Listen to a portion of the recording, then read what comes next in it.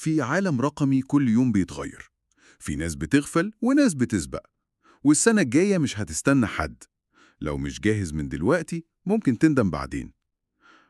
المقولة دي للمهندس عبد الرحمن حسنين هي اللي نبدأ بيها كلامنا النهاردة. مقولة قوية فعلا. بالظبط.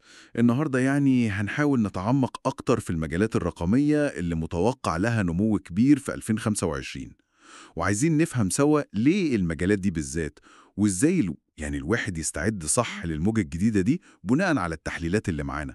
خلينا كده نفصص الموضوع. تمام. هو فعلا استشراف المستقبل في الحتة الرقمية دي ما بقاش رفاهية خالص. الوضع بيتغير بسرعة الصاروخ. جدا. يعني تقنيات كنا بنشوفها ممكن اختيارية أو يعني حاجة زيادة، فجأة بقت أساسية عشان أي شغل يكمل وينجح. ففهم الترندات دي هو أول خطوة عشان نعرف نتحرك صح. والمصادر اللي معانا بتأكد على النقطة دي، بتقول إن 2025 مش هتبقى زي 2024 خالص. السوق بيتغير بسرعة خض، ولو الواحد متأخر في تطوير مهاراته الموضوع ده ممكن يكلفه كتير قوي. للأسف حقيقي. خلينا نبص بسرعة كده على أهم المجالات اللي المصدر بيقول إنها هتولع السنة الجاية. أول حاجة وطبعا أشهر حاجة دلوقتي الذكاء الاصطناعي، ال AI. أكيد. والمصدر مش بيتكلم بس عن تطوير أدوات معقدة، لا ده بيركز كمان على فرص في خدمات التدريب والاستشارات والتطبيقات البسيطة اللي تخدم الناس العادية والشركات الصغيرة. وبيذكر وظائف جديدة زي مهندس أوامر الذكاء الاصطناعي، مستشار استراتيجي محترف لل AI. ودي نقطة ممتازة بصراحة. يعني التحليل هنا مش سطحي، لا ده بيشوف فين الفرص العملية بجد. مش لازم الكل يبني نماذج AI ضخمة، بالظبط. لا في سوق كبير جدا لسه شبه فاضي في حتة الخدمات المساعدة دي. تدريب بسيط، استشارة سريعة، أداة سهلة لشركة صغيرة مش متخصصة قوي في التكنولوجيا.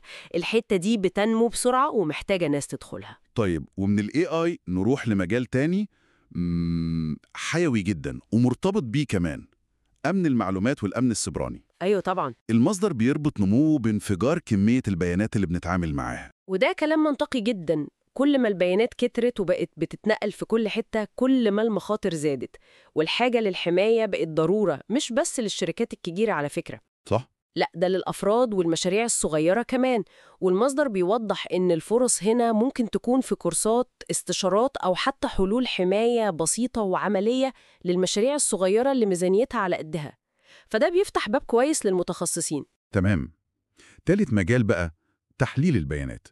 الملاحظة اللي لفتت نظري هنا إن حتى الشركات الصغيرة والمشاريع الجديدة بدأت تفهم إن القرارات لازم تتاخد بناء على أرقام، مش بالحدس كده وخلاص. فعلا، وده تحول مهم جدا. المصدر بيذكر أدوات زي باور بي آي وإكسل طبعا وجوجل أناليتكس، وبيقول معلومة قوية: مجرد إن الواحد يتقن الأدوات دي، خصوصا حتة تنظيف البيانات الأوتوماتيكي باور كويري في إكسل، ده ممكن يخليه سابق 90% من اللي في السوق. عارفة بقى إيه اللي لافت للنظر كمان في تحليل البيانات؟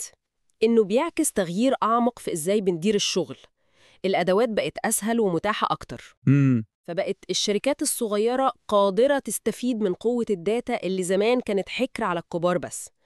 فكرة إنك تقيس وتحلل سلوك العميل وأداء المنتج، دي ما بقتش رفاهية، دي أساس المنافسة. طيب والمصدر كمان بيركز على مجالين تانيين مهمين ومتوقع لهم نمو. الأول هو التعليم الرقمي. الناس بقت يعني بتدفع عشان تاخد معرفة متخصصة ومفيدة، كورسات أونلاين، بودكاست تعليمي، كتب رقمية، قنوات يوتيوب تعليمية. وده بيورينا تغيير في فكرة التعليم نفسها. الناس بتدور على الخلاصة المفيدة اللي تطبقها على طول، مش شهادة وخلاص. مظبوط. لا، مهارة ومعرفة عملية.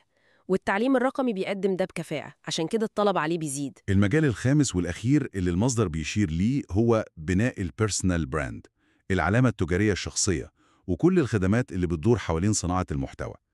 ناس كتير عايزة تبني وجود رقمي قوي، أكيد. ودول بيبقوا محتاجين مساعدة بقى، حد يكتب لهم محتوى، حد يصمم، مساعد افتراضي يدير المهام، حد يمسك التفاعل على السوشيال ميديا. فعلا. سواء كنت فرد أو شركة، المحتوى اللي بتقدمه بقى أساسي، وده خلق طلب ضخم على مهارات صناعة المحتوى وإدارة الحضور الرقمي. ده سوق كاني بينمو بسرعة الصاروخ. طيب نيجي للسؤال العملي بقى اللي المصدر بيطرحه وبيخلي الواحد يفكر، وسط كل الفرص دي أختار إيه؟ أبدأ من إيه؟ سؤال مهم جدا. المصدر بيقترح شوية أسئلة تساعد. مم. إيه الحاجة اللي بستمتع بيها فعلا؟ إيه المهارة اللي ممكن أتعلمها في 3 شهور مثلا وأقدر أقدم بيها خدمة بسيطة كبداية؟ مم. وإيه المجال اللي ممكن بعد سنة أكون بتكلم فيه بثقة وأقول أنا فاهم فيه كويس؟ الأسئلة دي بتلم حتة مهمة قوي وهي البداية دلوقتي. هم. المصدر بيأكد قوي على فكرة اركب الموجة وهي طالعة، ليه؟ لأن اللي بيبدأ دلوقتي والمجال لسه بيكبر عنده فرصة ذهبية إنه يبقى من الأوائل، بيبني اسمه وخبرته قبل ما الدنيا تزحم والمنافسة تزيد. تمام. بيبقى جاهز لما الطلب الكبير يجي فعلا، وده بيديله أفضلية كبيرة عن اللي لسه بيفكر أو متردد. مش مجرد واحد جديد بيحاول يلحق، لا، ده بيبقى جزء من اللي بيشكله السوق ده. يبقى الخلاصة كده زي ما المصدر بيقول بعبارة قوية ومباشرة: البداية بدري وبشكل مدروس في مجال من المجالات الواعدة دي ممكن تكون نقطة تحول حقيقية في 2025. والرسالة واضحة: اللي بيبدأ بدري بيكسب أكثر. بالظبط كده. وده بيوصلنا لسؤال أخير، يعني محتاج تفكير أعمق بعد ما الواحد يختار مجال معين. بعد ما خلاص حددت المجال اللي شايف فيه فرصة واللي أنا مهتم بيه فعلا، إيه ممكن تكون أول خطوة عملية، خطوة ملموسة أقدر أعملها عشان أحول الاهتمام ده أو المهارة البسيطة اللي لسه مكتسبها دي لخدمة حقيقية أو منتج رقمي الناس تقدر تستفيد منه وتدفع مقابله؟ إزاي الفكرة تتحول لواقع؟ ده السؤال اللي جاي.